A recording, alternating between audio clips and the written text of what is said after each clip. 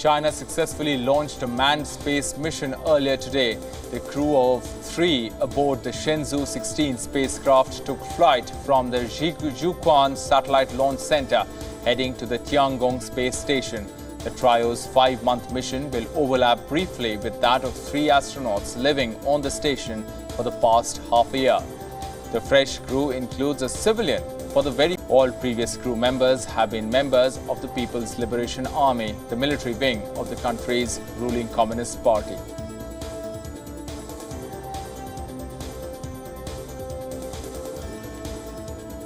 South Korea has signed a $13.7 billion arms deal with Poland. This is Seoul's biggest arms deal to date. Defense companies from both nations hope that the deal will seed Europe's military infrastructure far into the future. South Korea and Polish officials say that their partnership will help them conquer the European arms market, with Seoul providing high-quality weapons at a faster turnaround rate than other countries, and Poland offering manufacturing capabilities and market access into Europe.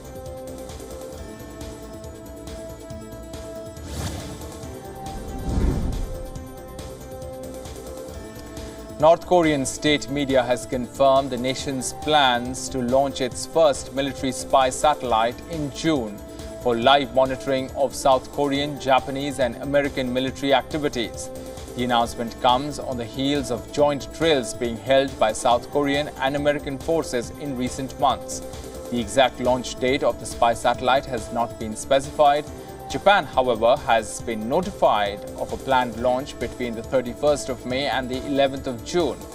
Tokyo, in response, has put its ballistic missile defense systems on high alert.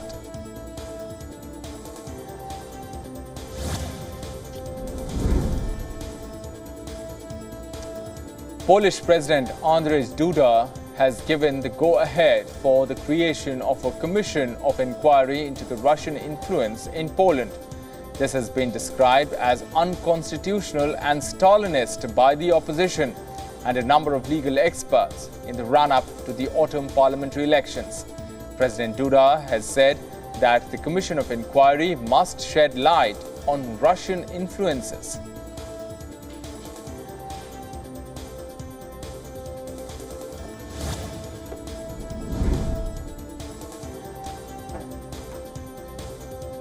Videos of clashes between Turkish and Kurdish groups in the German city of Mannheim have gone viral. The clash occurred in the wake of President Erdogan's victory in the nail-biting election runoff in Turkey. A video shared online showed a person jumping atop a vehicle. Other clips online captured dozens of police officers, some in riot gear, as crowd gathered on the streets. Germany is home to the world's largest Turkish diaspora, with around 1.5 million Turkish citizens eligible to vote.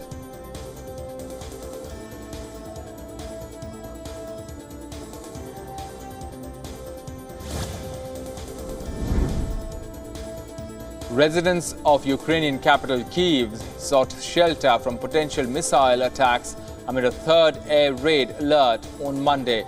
Russia resumed its attack on Kyiv in the early hours of morning, and before noon, explosions rang out across the city earlier as Russia launched its 16th air attack on the Ukrainian capital this month. Some residents rushed for cover amid the air raid sirens that rang across the capital.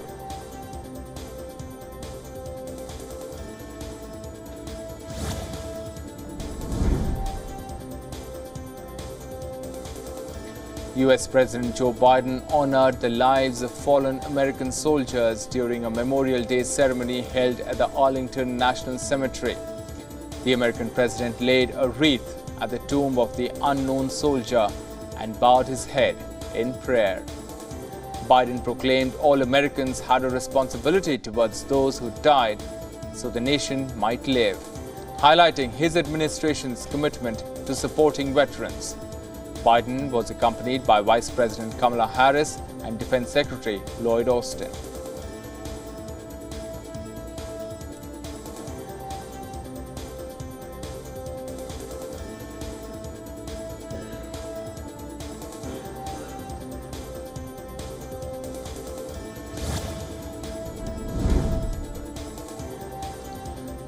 Another instance of gun violence in the United States. At least 9 people, including minors, were injured after shots rang out near the beach boardwalk in Hollywood, Florida.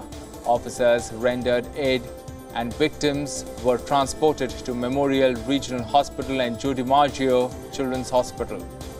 Police said the shooting stemmed from an altercation between 2 groups. One person of interest has been detained and another remains at large.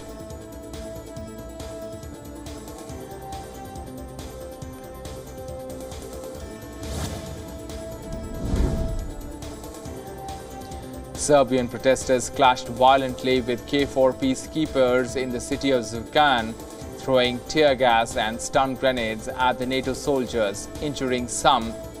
Serbs also clashed with the police force, spray painting NATO vehicles with the letter Z, referring to the Russian sign being used in the war in Ukraine. At least 25 from the KFOR contingent were injured. The tense situation in Kosovo has developed after ethnic Albanian mayors took office in northern Kosovo's Serb-majority areas following elections that the Serbs boycotted.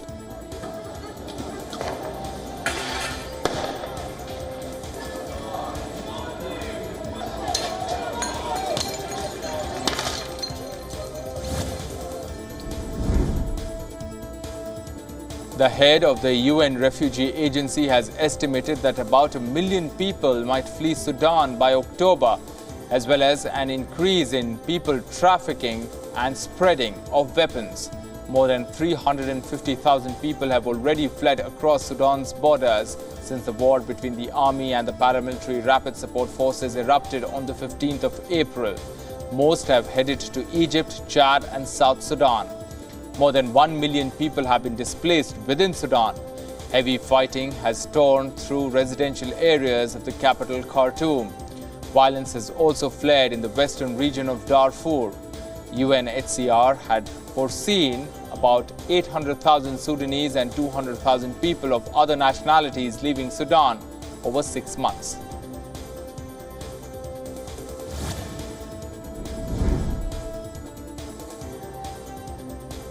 A Libyan court has sentenced 23 people to death and another 14 to life in prison for their role in a deadly Islamic State militant campaign.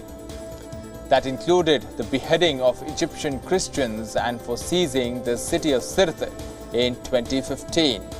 The Libyan Attorney General's office said in a statement that one other person was sentenced to 12 years in prison, 6 to 10 years, 1 to 5 years and 6 to 3 years. 3 of the prisoners died before their case came to trial, while 5 have been acquitted.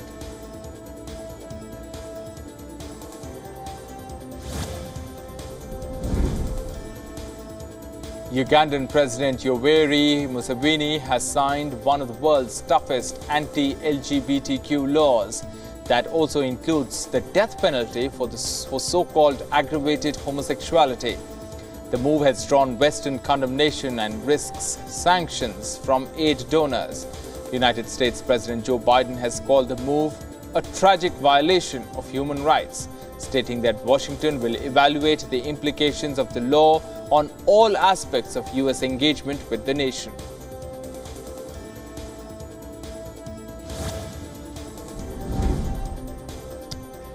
Supporters and opponents of Ghana's proposed anti-LGBTQ bill voiced a mixture of dismay and delight at Uganda passing of one of Africa's most draconian anti-LGBTQ laws to date.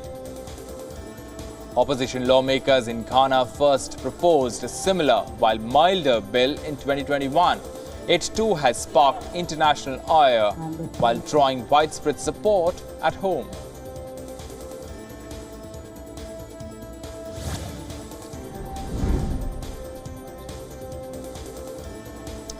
After heading the now defunct blood testing startup once valued at $9 billion, Theranos founder Elizabeth Holmes will begin serving her prison sentence today for defrauding investors. Holmes rose to fame after claiming Theranos' small machines could run an array of diagnostic tests with just a few drops of blood. She was convicted of fraud at a trial in San Jose, California last year.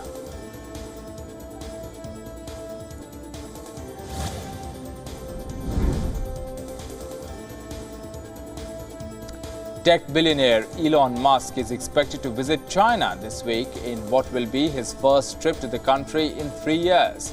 Musk is expected to meet senior Chinese officials and to visit Tesla's Shanghai plant.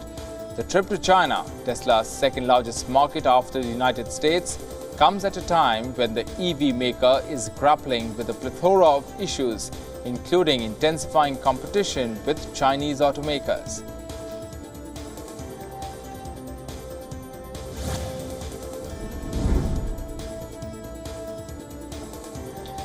Venezuelan President Nicolas Maduro met Brazilian leftist leader Luiz Inácio Lula da Silva during his first visit to Brazil since 2015, ahead of a regional summit. Brazil's former hard-right President Jair Bolsonaro had banned Maduro from entering Brazil when he took office in 2019, a measure that Lula lifted when he returned to power this year. Maduro is one of 10 South American presidents invited by Lula to a summit discussing the launch of a regional cooperation bloc in place of the defunct UNASUR.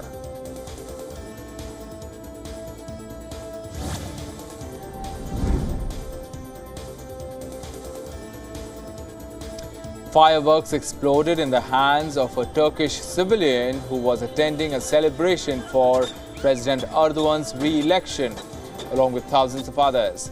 It was not immediately clear if the incident had resulted in any injuries. Videos posted on social media showed the fireworks ricocheting off the ground as the crowd quickly dispersed and ran for cover.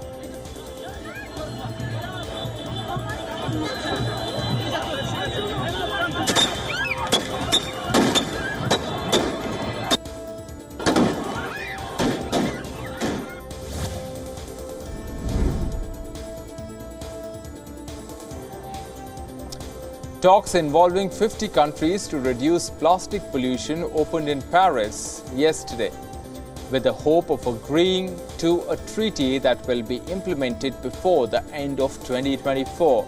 Ahead of the talks, which included NGOs and plastic industry representatives, many countries have said a goal of the treaty should be keeping already produced plastic items in circulation as long as possible.